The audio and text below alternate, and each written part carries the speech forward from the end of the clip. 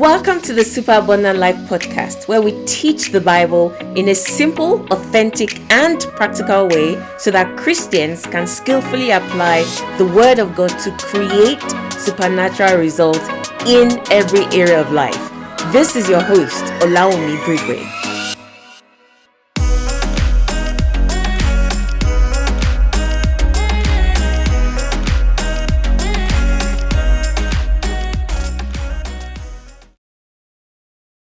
I've been doing a series called You versus You, overcoming the habits holding you back from your biggest successes. And where did I get that from? Micah 7:6 says, a man's enemies are the members of his own house. Meaning, if you are really serious about looking for the enemies of your dreams, stop looking outside because they are right inside you. So I've been doing a series. This is the third episode in that series.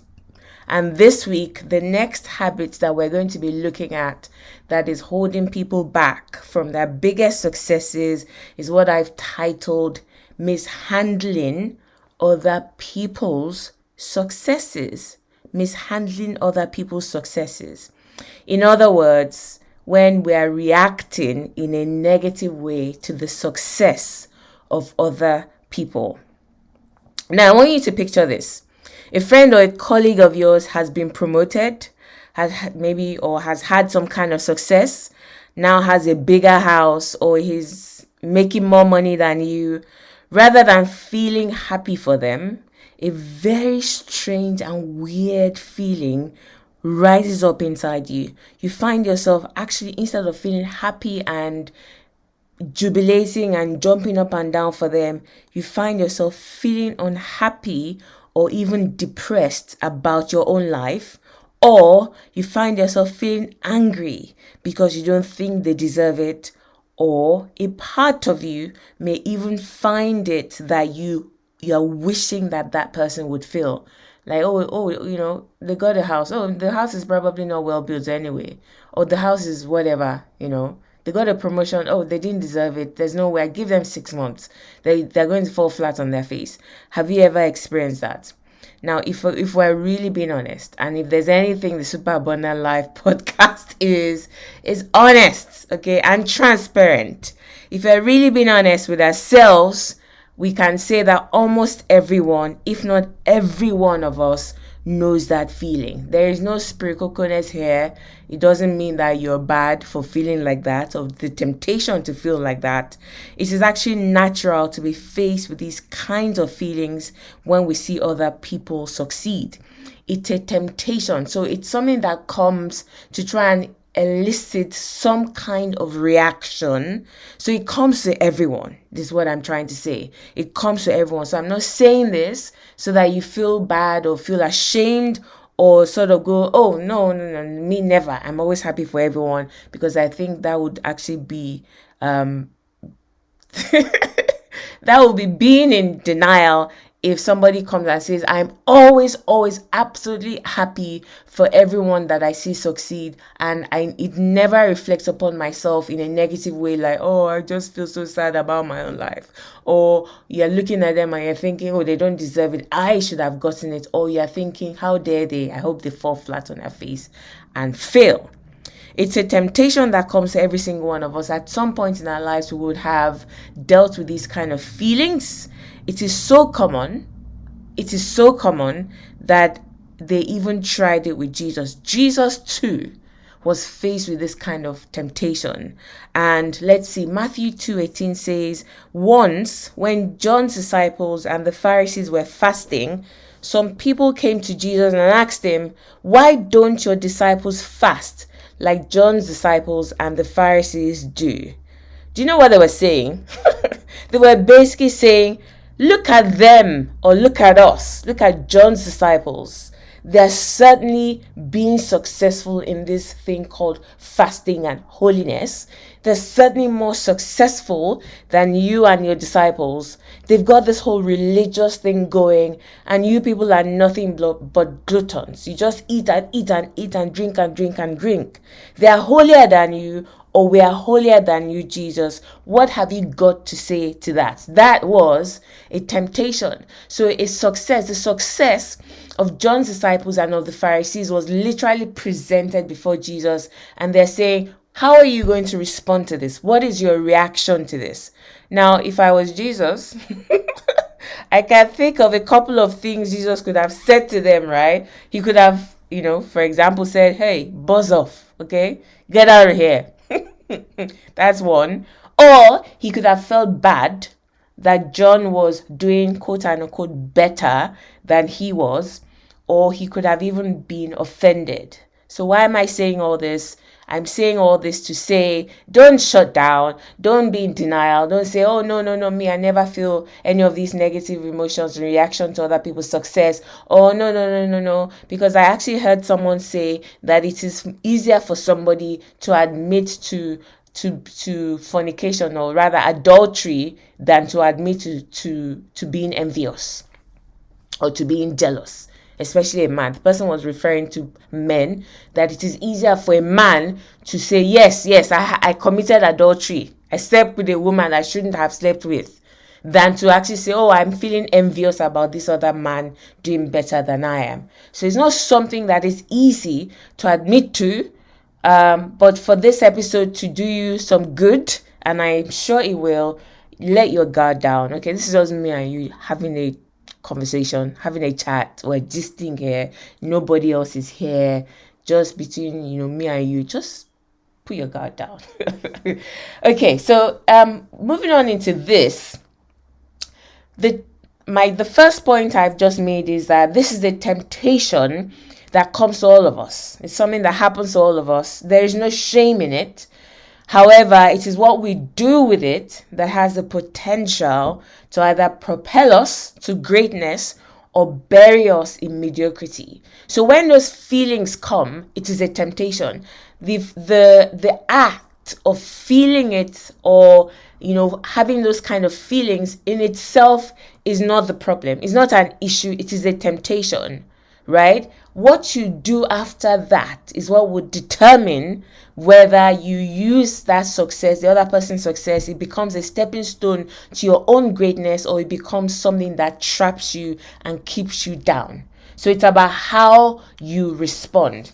So the first thing I'm going to talk about is in what ways. So when I say mishandling other people's successes, in what ways do we mishandle or react negatively to other people's success? Number one is with envy. The first negative reaction to the success of someone else is with envy. That is, you want what the person has rather than that desire. So you see someone goes on, and it is so easy now with social media, Instagram and all those things.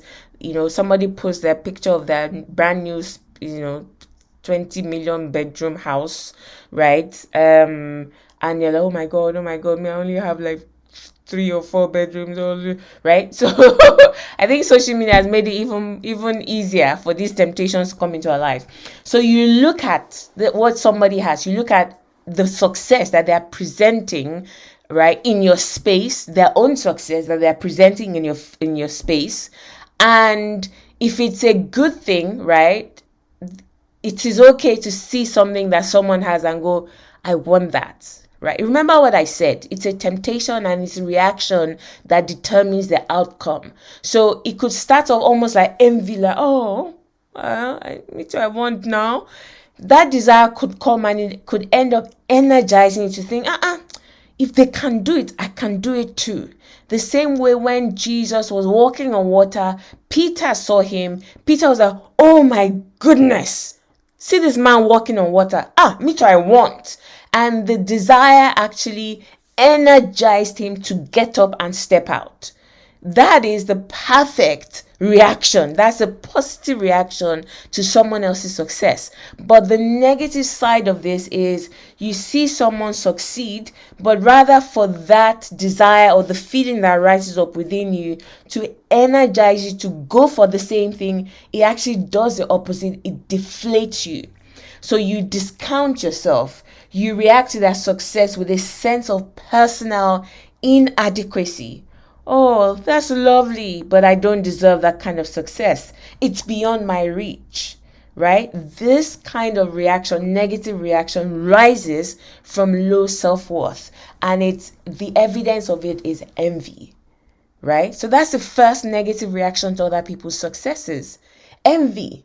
Envy is not a good thing. Envy is desire turned bad, if that makes sense, right? There's a very thin line between desiring what someone else has and envying that person, because the main difference between it is, like I said, envy deflates.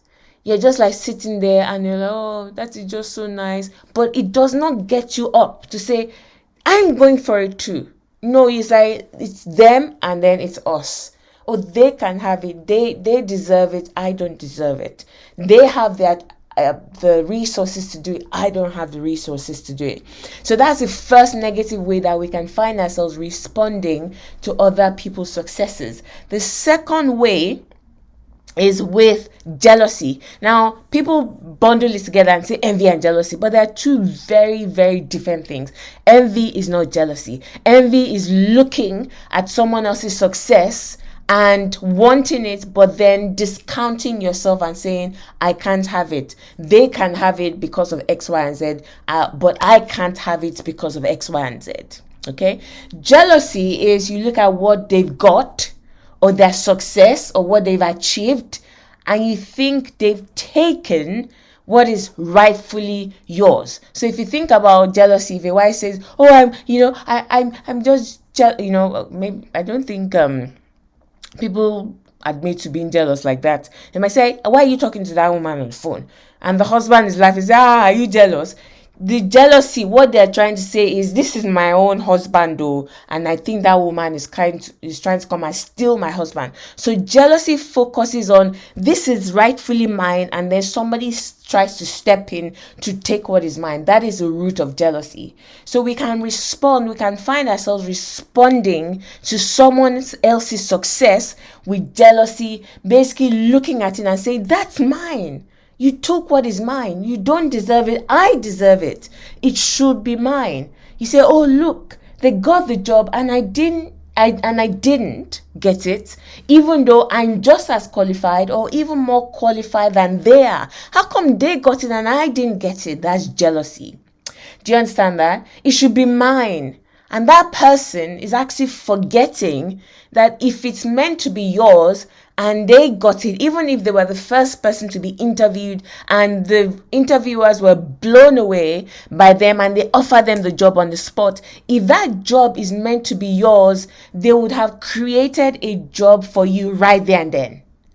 Do you understand? They would have. So the person that's pointing fingers and saying, oh, they took what is mine, that should have rightfully been mine, reacting with jealousy, right? They are operating from a place of scarcity. Jealousy rises out of the place of scarcity. Because they have it, I can't have it. That's the second negative reaction. I think, all of them are very popular. The envy one is, they have it, but I can't have it because of X, Y, and Z.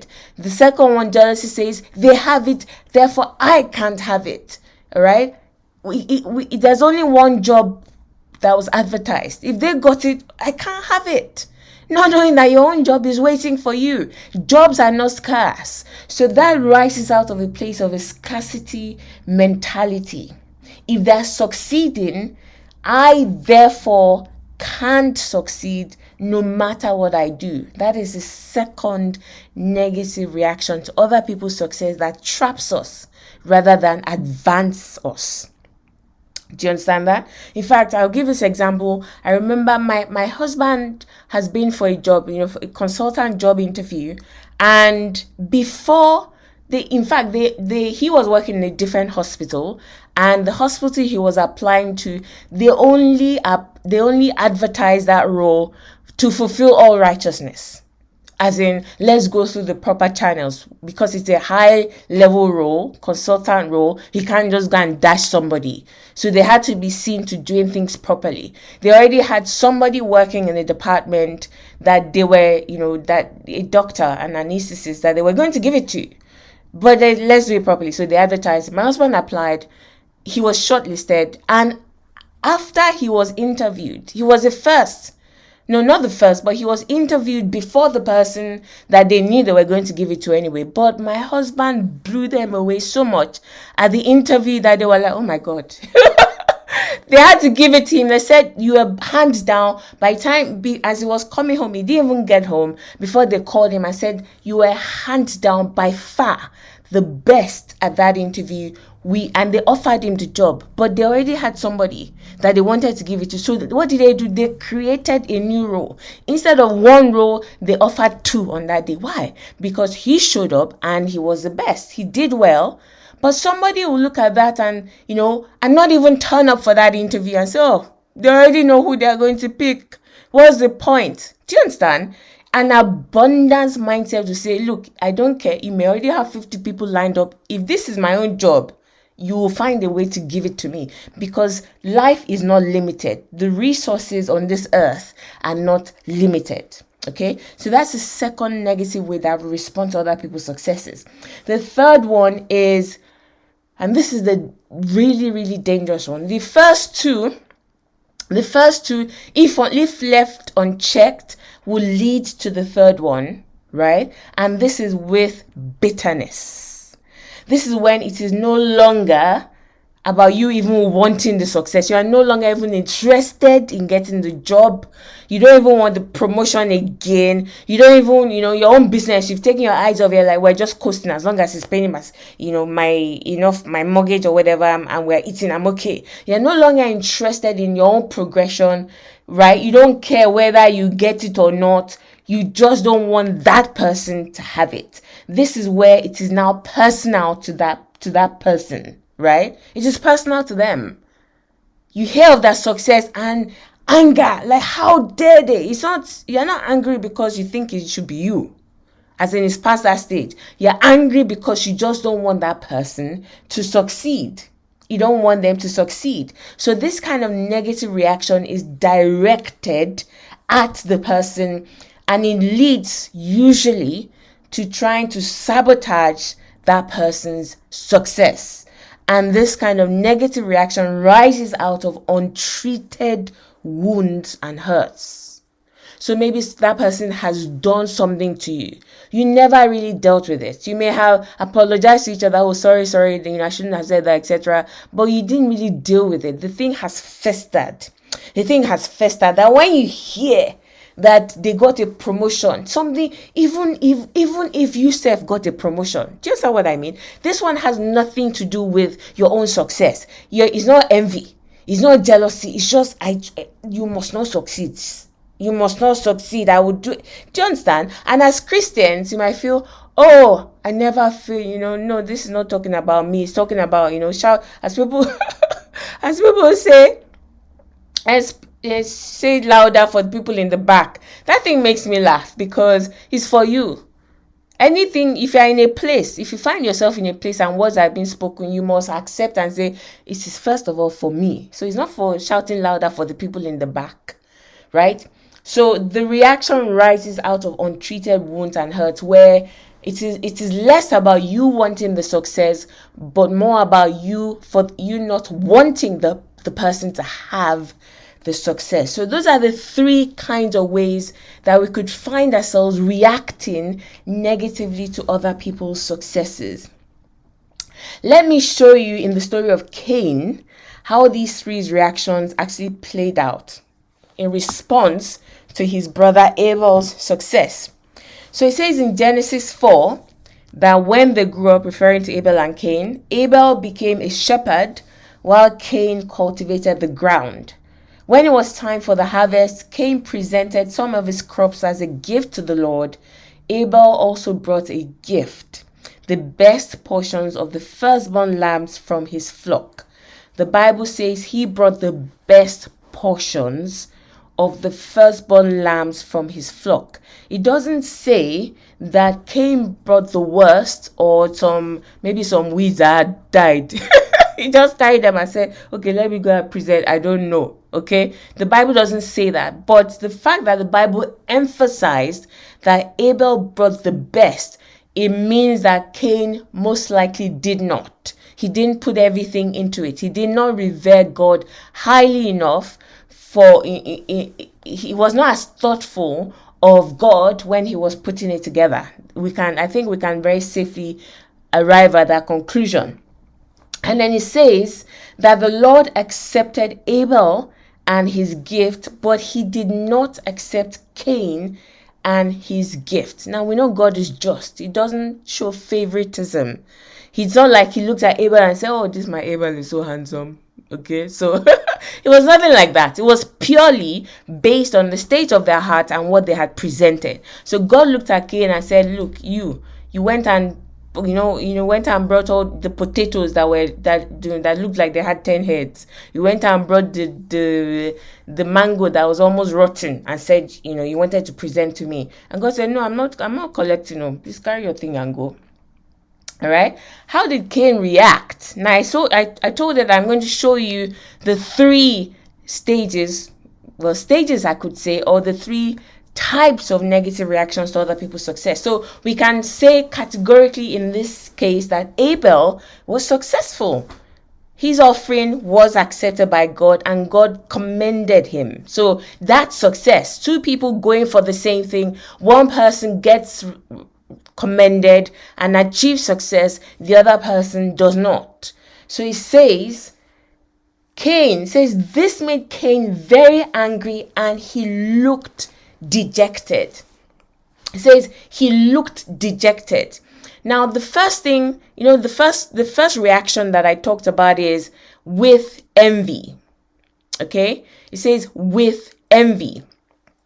What does that mean? It says with envy. What did I say that meant? That means you are looking and say, oh, this is beyond my reach. And it makes a person turn inward and basically look down on themselves and say, oh, I just can't do it. And they feel sad and depressed about their own life. This was Cain's initial reaction to his failure, right? This was literally his first reaction to the failure. He was like, oh, I just feel so sad. Why didn't you accept? He turned it inward. He was like, why didn't you accept it? Why didn't you take my offering? I don't get it. So the first reaction was he was looking at Abel and he was like, oh, Abel was successful. Why didn't you not accept my own? Right? Then God responded and said, why are you so angry? Why do you look dejected? Why has your face fallen? Right? Why do you look so dejected? You will be accepted if you do what is right. Now, what God was basically saying is there's no reason for you to put yourself down. There's no reason for you to act like a victim, like, oh, if I didn't have this disability, or when I say disability, I don't mean a physical disability as in someone that has a blue badge. I mean an example like, oh, if I didn't, if I had gone to a Russell Group University or whatever it is, then that's what I mean. Then basically looking at something and say, oh, because of X, Y, and Z, I can't do it. And God is saying, no, it has nothing to do with that. Stop looking at someone that's succeeding and interpreting it and, your own life in the light of, oh, they can because they have this, but I can't because I don't have this. And God was basically saying, it's not, your current state is not a reflection of what you are capable of. It says it's not a reflection of what you can do. God said to Cain, if you do well, you also will be accepted, right? He was saying to him, if you go and put a bit more effort, Cain, if you didn't go and bring me potato that has 50 heads, that the thing looks like, you understand? like a demon sat on it before he came to present it to me. If you go and look for one that looks like almost round and it looks nice and healthy or something like that, I'm just being silly. I don't know what Cain went to give God, but you know what I mean. God said if you just make certain adjustments, it's not, you too will achieve it. It's not inaccessible to you, right? Don't think, oh, I don't have this, I don't have this, therefore I'm relegated to envying people that have it. God said, no, if you do right, you too will be accepted. It is merely about showing you what needs to be done for you to attain your own potential. So he starts off with reacting with envy. Then God now said to Cain after that, he gave Cain a very serious warning. He said, if you refuse to do what is right, if you refuse to take responsibility and say, me too, I can do it now, and then you put the right things in place to cancel that envy and you to go after it, God said to him, watch out. Sin is crouching at the door, eager to control you, but you must subdue it and be its master. The thing about envy is envy does not launch out against the person. Envy just keeps you trapped, right? It keeps that person reclined as, oh, I can't do it. I just envy these people that are so bold and are coming out and, marketing their business. Oh, I wish I could. That's what envy does. Envy doesn't really stretch out the hand against the other person as jealousy and bitterness will do. So God was saying, if you don't deal with this thing, it will morph into jealousy and then bitterness, and jealousy and bitterness will find you actually launching out and doing something negative against the person. So God said to him, sin is crouching at your door, is near you. Deal with this thing before it morphs into something else. But did Cain listen? No, Cain did not listen. And very soon, what God said happened because he refused to listen. After dwelling in that place where he felt sorry for himself, he felt dejected, and kept thinking he was no good, that envy actually morphed, converted into jealousy. Envy says, if only I could have what they have. Jealousy says, I don't have it because they have it. Right? Jealousy left untreated. Now, actually, before I move on to that, so his envy morphed into jealousy. It was no longer about, oh, I don't have it. He now turned his attention to Abel. Like, the reason why God did not accept my own is because he accepted Abel's. Now that's where the deception lies, because the acceptance of his offering had nothing to do with Abel, but in his own mind, because he didn't deal with the inadequacy inside him, he allowed that thing to develop to the point where he was looking for somebody to blame. Right? He felt, no, I'm not blaming myself. It can't be me. Me too, I'm good. Why didn't I get it? And he looked for a scapegoat, and obviously it was the person with the success. And he turned his attention to Abel and said, it's you. It is because of you that God did not accept my offering. But God, remember what God said? God said, if you do what is right, you also will be accepted, meaning there is unlimited acceptance available. It has nothing to do with your brother, but he refused to listen. So he directed his attention, his negative emotions, away from himself. And the reason why people do this, why envy morphs into jealousy, is it's a coping mechanism. Because the mind cannot take it after a while, where you just, feel bad and bad. After a while, you want to look for somebody or something to blame. And so you start pointing fingers. Now, it turned into jealousy. Jealousy left untreated grows into the most dangerous reaction of the three, which is bitterness. As I said earlier, at this point, it is no longer about wanting the success for yourself. You simply want that person to fail, and you go after them to make sure they do. Cain looked at his brother and said, you are the reason why I am not successful, why I have failed. Your success is the reason for my failure. He left that unchecked until he didn't now care, right? Whether God accepted any offering or not, whether he was God's favorite or not, whether God allowed him in his presence or not, as in that one had gone, as in he no longer was interested in being accepted by God. It was just about this king. You must not succeed. You must not succeed. You must not succeed. So he got to the point where he killed his own brother. The Bible says one day Cain suggested to his brother, let's go out into the fields. And while they were in the field, Cain attacked his brother Abel and killed him. Now, we look at the Bible and we say, me, like God forbid, I can never kill anybody. And yeah, you're right. You can never kill anyone. By the grace of God, it is not our portion. Amen. But the word of God also says that death lies in the power of the tongue. So your words do kill. You may not physically take a knife and stab someone, but are you stabbing them with your words? So slandering, this is usually the way we kill our brethren. Where when it comes to that bitterness, it is a lot of times it is with words. You begin to slander the person. You talk ill of them behind their back or even to their face. Sometimes we're bold enough and say, I will say it to your face. I'm not hiding. You are this, you are this. You are right?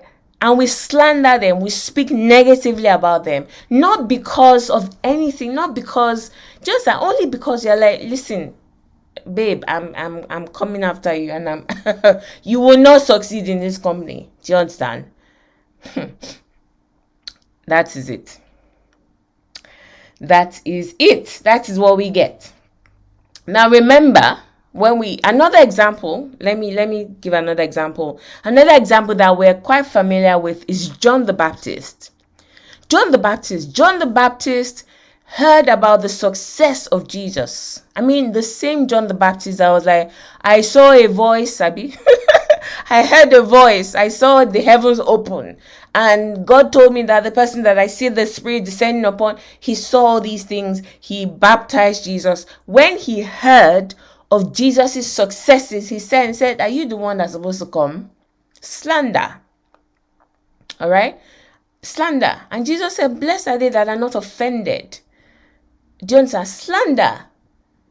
It had turned into offense or bitterness. As in, okay, and he was stuck in prison. He probably knew that he was never going to come out of prison and have that big ministry that he had before. So he had nothing to lose. He's like, well, we're here, Sha. We're here in prison. But that one that's out there, go and ask him. Jesus said, blessed are they that are not offended or bitter at me. Bitter at me.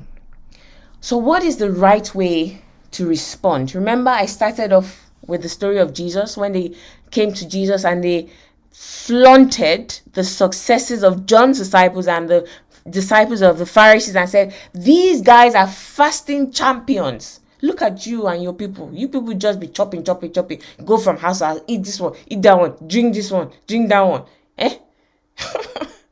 And I left it and I said, I'll come back to show you how the right way to deal with these things. So it's not as if these feelings will not come. They came to Jesus, right? But the way you respond to it would determine what happens next or the outcome. What is the right way to respond to other people's success? Even when you feel those negative emotions rising up within you, you don't have to yield to them. You don't have to take actions based on them. You can decide that, I'm going to turn this around. Now let's see what Jesus said. Let's go back to what he said when they flung the success of John's disciples in his face. Matthew 2 from 18. He says, once when John's disciples and the Pharisees were fasting, they came to Jesus and asked, why don't your disciples fast like John's disciples and the Pharisees do? Jesus replied, this is such a beautiful answer. Oh my God. As in, this is the answer to everything. When you find yourself feeling envious or jealous, right? Or even starting to become bitter towards someone, when you look at someone's success, this will set you free. Jesus said, do wedding guests fast while celebrating with the groom? Of course not. They can't fast while the groom is with them, but someday the groom will be taken away from them and then they will fast. Wow. Do you know what Jesus was saying? Jesus was saying, you guys, this is your own time. This is your own success. It has nothing to do with me. It's your season. I will rejoice with you. I will celebrate you. I am happy for you that your disciples are being excellent in this fasting thing, right? But he was saying, I have no reason to feel envious or jealous or bitter because my own time of success is coming too. The time is coming when my own disciples will be fasting too, where they will be champions in this fasting thing. In fact, the time is coming where they even be begging them to eat so that they don't quench. That's what Jesus is saying. He's saying, I rejoice with you. So someone gets a promotion, if that feeling of, oh my God, it means that I can't get it, or they don't deserve it, they're horrible, they slept with the boss, that's why they got it. No. You can look at it and say, my own success has nothing to do with your own success. I will rejoice with you because your own has been revealed, but mine is coming. Jesus said the time is coming when my own disciples too will be champions of fasting. Do you understand? And then he actually goes on. He goes on to say that you cannot put new wine into old wine skin. You have to put new wine into new wine skin. So it was basically saying, in this season where it may look like I'm not being successful, there is something that is happening behind the scenes. There is a work that I need to do before my own success becomes revealed or apparent to all of you. Wow, Jesus is like so wise. He's like so wise. That's basically what he was saying. That's what he was saying. He was saying, you see someone succeed, how should you respond? Okay, this sucks. I don't like this. But then you immediately recalibrate and say, this has nothing to do with me. I'm going to rejoice with them because their promotion has nothing to do with my promotion. My promotion is coming from God. I mean, God can promote 2 people in a department. Is God so limited in his resource that once somebody is promoted, they have spent all the currency in heaven? That is like, okay, oh, sorry. My child, you have to wait till next year for your promotion simply because we have used all the angelic power in heaven to orchestrate this person's promotion. I mean, that sounds silly. That's what Jesus is saying. He said, there's some things that are going on. We're renewing some wineskin. When the time is right, listen, you will not even have to come and ask me. It will be apparent. My success will be apparent to everyone. That is how we respond to other people's successes. 2 things. Number 1, it is your time. Yours has been manifest does not mean mine is not on the way. My own time is coming. So I can happily rejoice with you because yours showing up first has nothing to do with mine showing up because it is an unlimited resource. And number 2, there is something happening, some things that are happening behind the scene that you may not see. God is working on my own too, and I'm going to yield myself to that process so that my own success can be revealed as well. All right? Now, the thing here is when success, the success of other people comes into your space, I want you to understand this. It is not just a coincidence. It is actually a test. It is a test.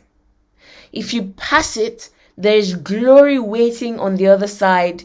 If you fail by taking action off the back of any of those 3 negative reactions or emotions, envy, jealousy, or bitterness, then it becomes a trap to you that keeps you stagnant. You see somebody doing very well at work. In fact, somebody was telling me about a colleague of hers that this person, she's just superb at everything. Everybody will be given the same amount of work. She'll finish in half the time and she will be 100% no errors. Everybody else is still struggling with errors. She finishes in half the time, no errors.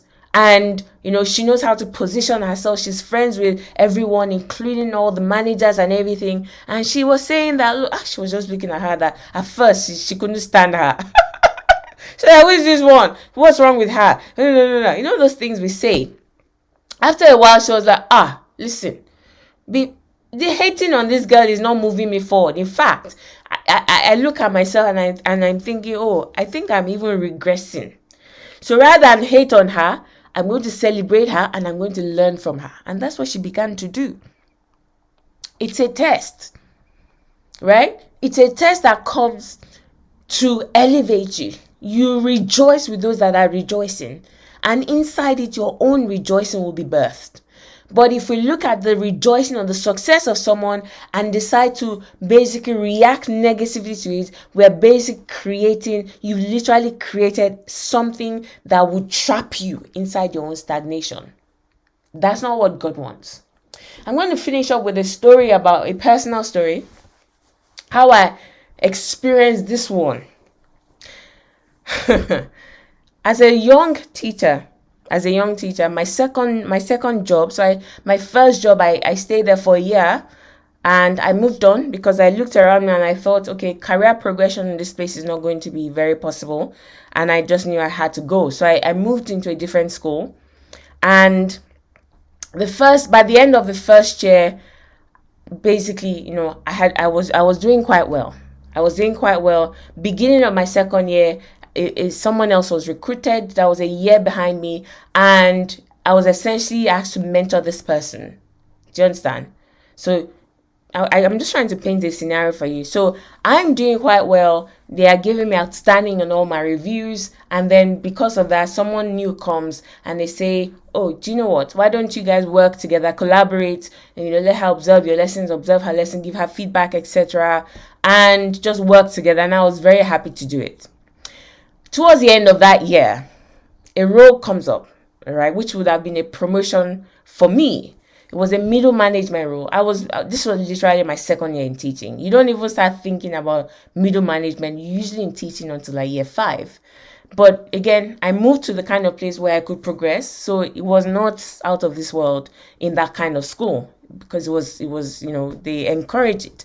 So I said, oh, well, this is it. This is what this is why I came into teaching. I'll be able to have more impact, etc. Not just as a classroom teacher, but over an entire year group, etc. And I was very excited about it. I worked extremely hard on that application, an application that was like supposed to be 2 pages at most. I worked weeks, over and over, writing it, rewriting it, getting someone to help me read it, give me feedback. So I worked extremely hard. And then obviously I was also going forward based on the fact that all of my reviews up until that time had been outstanding. Had been completely outstanding. So I was like, of course, it's going to be me. At least, if they come and say, okay, you don't have enough experience, wait a year, I was like, okay, fine. But do you understand? I knew that I stood a chance. So this lady that I had been asked to work with, that we were working together, also said, oh, why not, apply. And I was even like, do you know what? At least the worst they can say is no, and we'll just go back to that teaching. Why don't we apply? So we both applied. And guess what happened? I was not even shortlisted.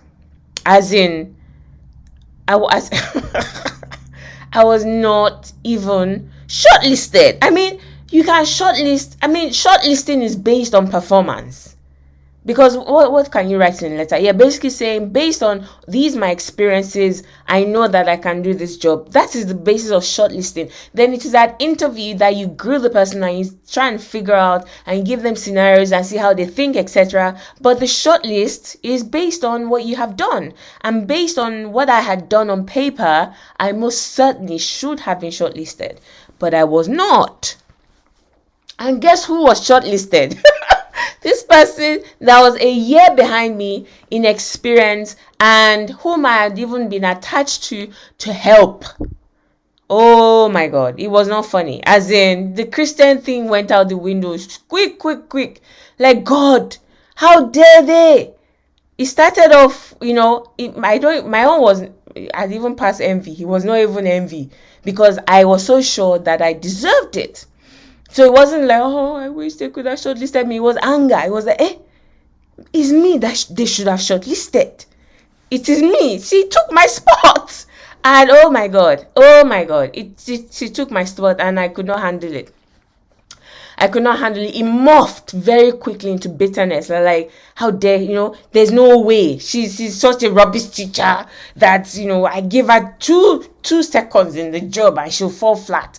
This one, I can't even control one classroom. How's she going to control an entire year group? She doesn't even know what she's doing.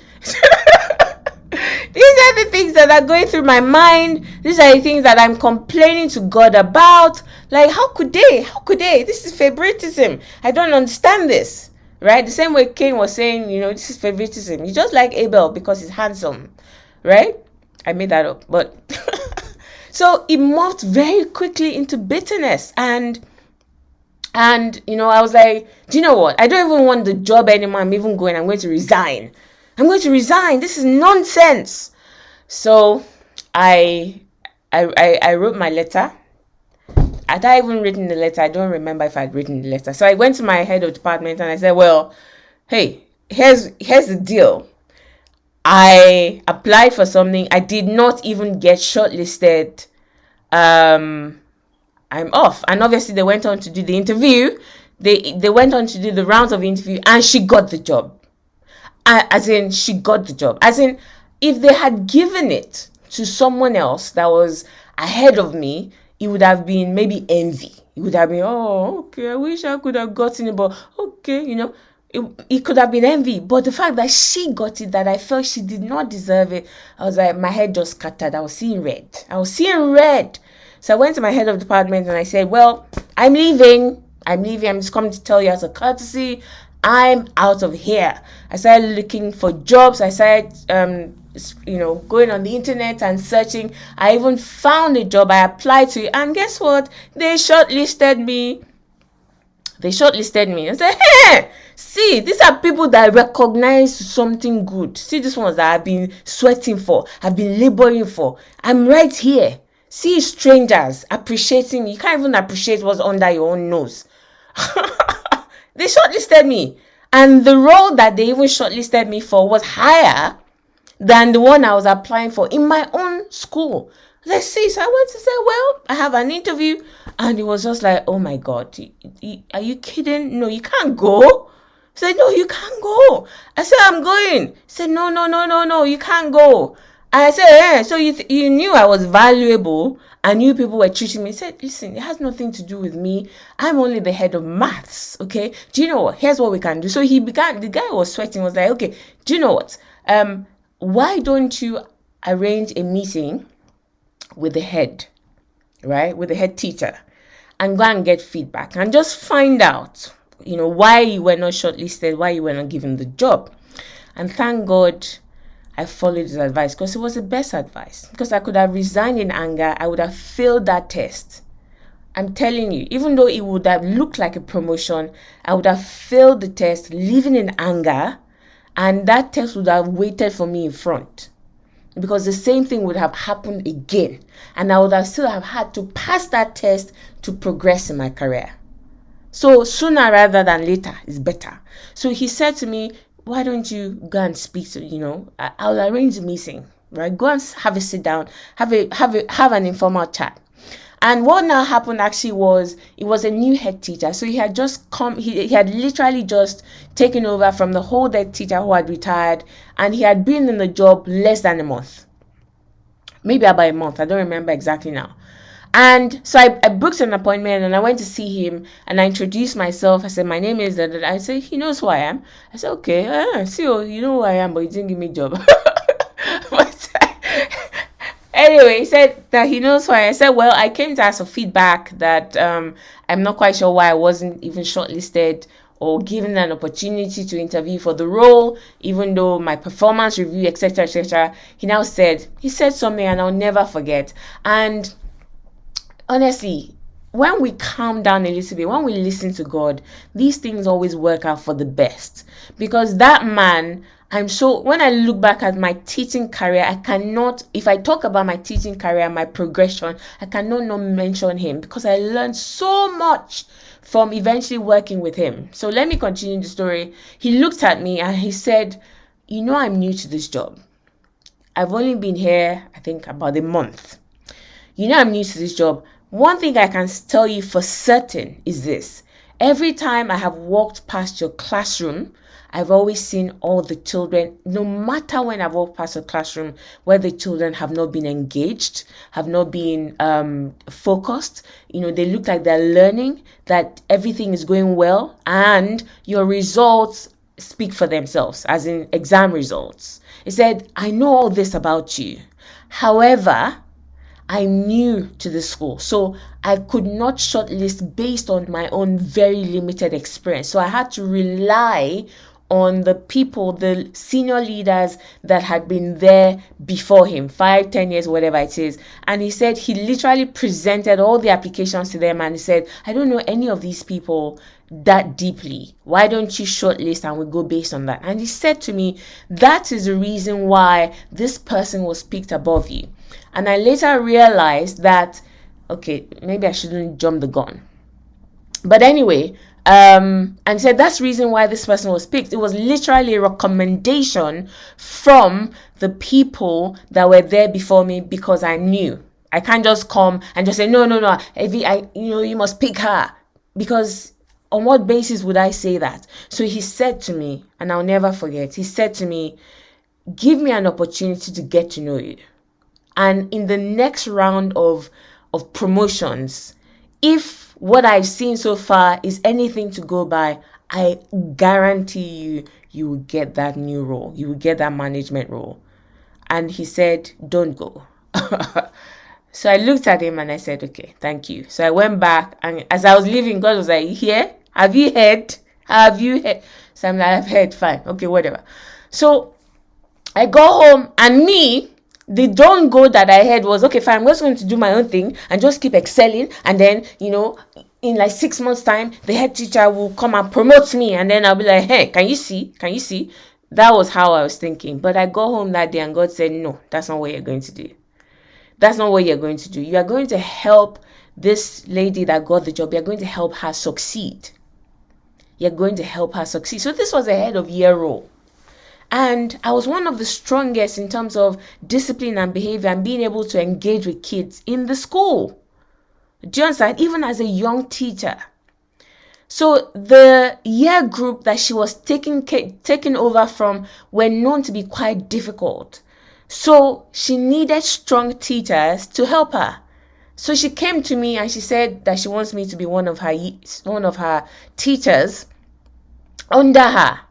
I was like, oh my God, insult upon injury. Not only did you take my job, you're now asking me to come and work directly under you. But God said to me, yes, that's exactly what you're going to do. You're going to make sure she succeeds. You're going to go beyond, over and beyond what you would have normally done to ensure that she's successful in that management role. I said, oh, Jesus, this Christianity things, sure. So I agreed, and that's exactly what I did. And I later found out, this is how these things work. Before I move on with the story, I later found out that the reason why she was shortlisted was she was very close, right? She was very close to some of the senior leaders, and they saw that she was good, and then she knew how to relate with people outside of the maths department, which was something that I didn't have. If I had been open in the first place to say, oh, you got the job, oh wow, amazing, do you know why I didn't get it? As in, let me study. I would have found out that all this you're just hanging around only in the maths department, not mingling with people in the rest of the school, is not doing you any favors. If I had known that, I could have made that adjustment. But I was too angry to even consider that it could have been anything to do with me. But anyway, I committed myself. I think I probably had a year 10 or something like that tutor group, which is older. You just gist with the kids, you have conversations, you laugh, and then to go and become head of year 7, have a form class in year 7. Oh my god, the neediest children in the school with behavioral wahala as well, all those kind of things. But anyway, I did it. I went out of my way. I created things that I was not supposed to do, as in it wasn't my job. I did it. I created strategies. I implemented. I would run it by hand. Say, do you want to try this? Say, oh, go ahead. That year group was completely turned around.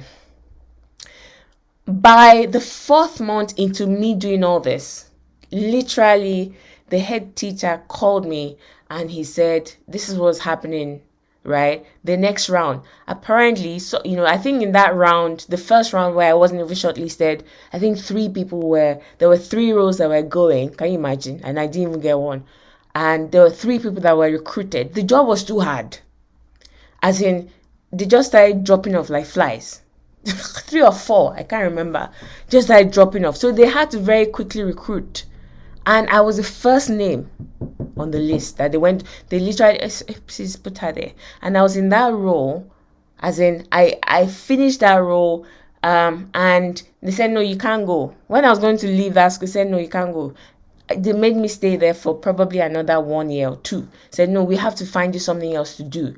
So I went on to be very successful in that school, in that role as a middle manager. I left from there to go and become a senior leader. If I had not done any of that, if I had allowed the feelings of jealousy and then bitterness to take control of me to the point that I began to consistently act on them, I would have literally destroyed my own career, and it would have taken the mercy of God to even bring me back to any kind of progress, and I would have wasted years trying to get there as well. So how do we respond? Like Jesus said, this is your own season. I celebrate you. I rejoice with you. Right? My own season is coming. Just because you've been successful has nothing to do with my own success. And secondly, it says you can't pour new wine into old wineskin. There's this season, as I'm waiting, there are some adjustments that I need to make. All right, I'm renewing my wineskin, and my own time is coming. This is how we respond to other people's success. Okay, this is how we respond to other people's success. If we don't respond that way and we think, oh, it's mine, me too, I'm going to go and you do all that, you are literally pouring new wine into old wineskin, and it says that it will burst and both the wineskin and the wine will be ruined. So it is an opportunity to use it as a stepping stone to your own glory, but it can also be a trap that causes you to become stagnant, and literally it will only take the mercy of God after years of wastage and being stuck in that place before that person begins to make headway in their own life again. Okay, so that's me done for this week, and thank you for listening. I'll be back next week. Bye.